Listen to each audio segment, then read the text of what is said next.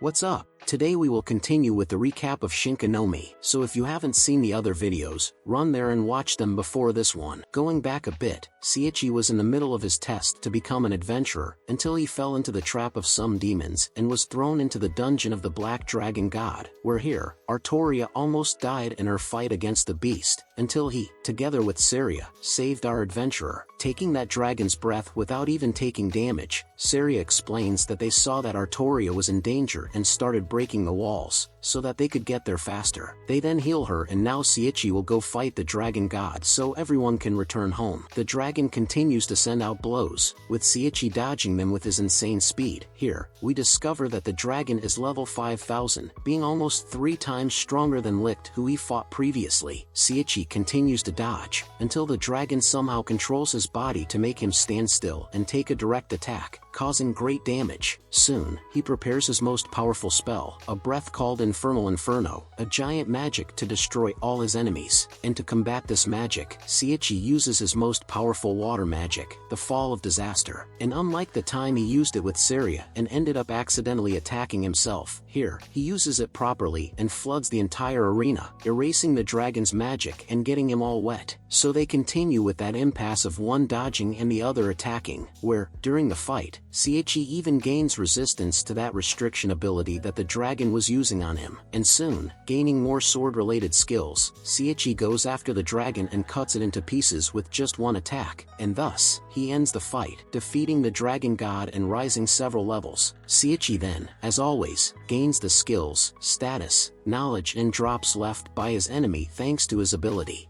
Where the highlight here was him gaining spatial magic, and you know that spatial magic is awesome, only the powerful can use it. And then we discovered the story of the dragon. He was praised as a deity by humans a long time ago. However, humans began to want to make weapons from his powerful materials, and so, they wanted to kill him. And the one who saved him from the humans was the demon lord who later died to the hero. Soon, he was locked in the dungeon, swearing that he would take revenge on the humans one day. Poor dragon, he went to be friends with humans and ended up being hunted. For me, he should have gone there and finished everyone off and few others. Press F to pay respect for the big dragon. And then again we have Mr. Aries appearing through his cards. He congratulates Seiichi for finishing another dungeon, although he failed to leave the dragon alive. But well, it happens, right? Now he's on vacation for a while and will be a bit absent, that's it. After that, Seiichi uses his spatial magic to return to the surface with everyone. Here Artoria apologizes for bringing bad luck into their lives and shows that her luck stat is minus 2 million. Yes friends, minus 2 million luck status. She must have destroyed the universe in her past life. It can only be. She has been cursed since the day she was born, and that's why she always stays alone, to avoid hurting others. But of course Seiichi gives the famous speech in Jutsu and says that he doesn't think it brings bad luck, and neither does Saria. Returning to the guild, the muscular guildmaster is taking the weight off and says that they were looking for them, and that it's a relief that everyone is okay. That's when Artoria realizes, she is loved by people. She doesn't bring calamity with her, people care about her. Then she goes and runs away crying lol. But Seiichi goes after her of course. And then we switch to those 3 demons in a casino out of nowhere, where that respectful demon arrives and says that the dragon god has died and a great enemy is on the loose. We then return to Seiichi looking for Artoria, where he bumps into the lady who owns that big wolf from the last episode, and there she asks Seiichi to get closer to Artoria, that this would be good for them. Then he sneaks out and finds her in some rubble.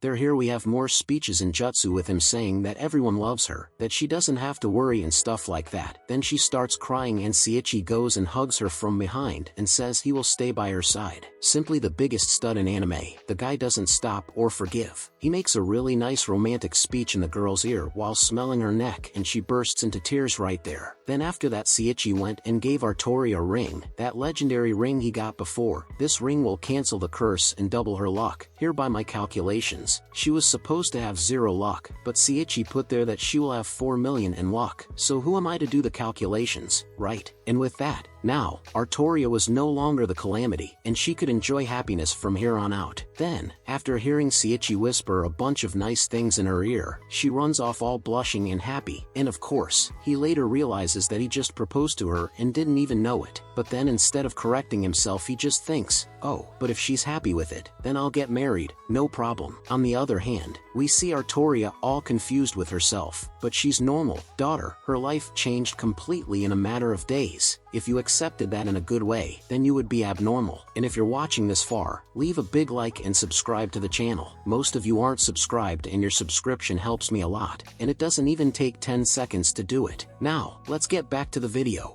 It's the next day and Seiichi is kind of freaking out, since his relationship with Artoria is kind of weird, with her blushing and avoiding him, and while it's obvious that she's into him, the guy is there like an average Japanese guy thinking she's angry. Yeah, I don't have patience for animal characters, so it is decided that Seiichi will go help at the orphanage again, while Seiichi will collect information about this world that he had not yet collected. Gustle-style muscle camp for beginners and advanced, or Eris lecture on the sadomasochism style. That's not it. Seiichi wants to know about important events involving the heroes who were summoned to defeat the Demon Lord, and then he learns that the Royal Library would be the best place to research more about it. And as a bonus, you get a special map straight from Gussel's underwear. Then he goes and starts thinking about the people he was close to on Earth, his friends. It seems that not everyone hated him back then. And speaking of them, we go to the place where the heroes were summoned, with the king and an old man complaining that the heroes are not having training against real monsters yet, and blah blah blah blah boring blah, where they decide that they will enroll the heroes in a magic academy to teach them and show the power of the nation to other countries. But of course, not before deciding to put slavery collars on the heroes. Yeah,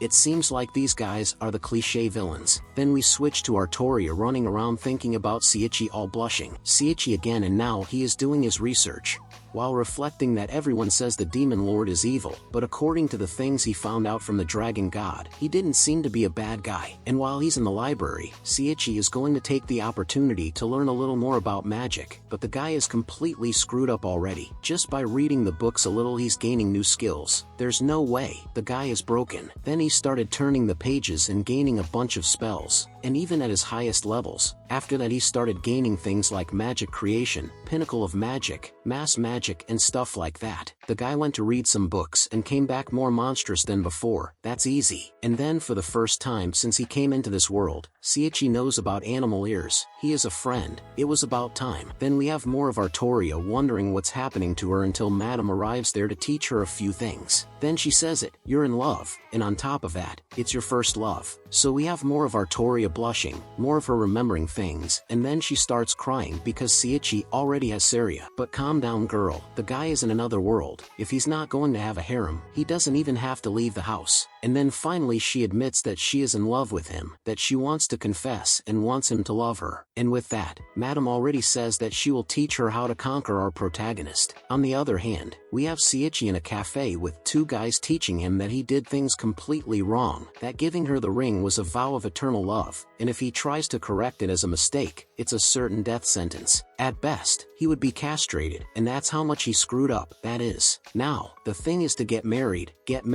and be happy. And when Seiichi starts thinking about Seiichi, the blonde guy says, relax, open mind, understand, marry both of them and you'll be safe. And it is here that our protagonist discovers the power of a harem. Even that old blonde guy there is someone important. We just need to find out who he is. And now the moment of truth has arrived. Artoria went after him and things are going to get tough. And before he has time to say anything, she goes and kisses him, hugs him, and says that she fell in love and now wants to be with him, says some cute things, and makes his conscience weigh on him. And that's when Seiichi decided, he's going to have to stay with both. He can't choose one or the other, it's going to have to be both. Even Seiichi says, accept her, she's cool and someone with respect, accept her. And that's how the harem begins, my friends. Now Seiichi goes there and sends her a big kiss, saying that he loves her and that he will be by her side from then on. Now the harem has increased to 2 girls. Let's wait and see who else will join this big family. In fact, out of nowhere everyone started setting off fireworks and congratulating them. How that happened, I have no idea. And to end the episode we see a horse with red eyes. Could it be? Well my friends, in this video I talked about episodes 5 and 6, so if you want the continuation, comment below and leave a like to let me know. Of course, don't forget to subscribe because that's very important to me too. Check out the other videos on the channel, and now I'm here.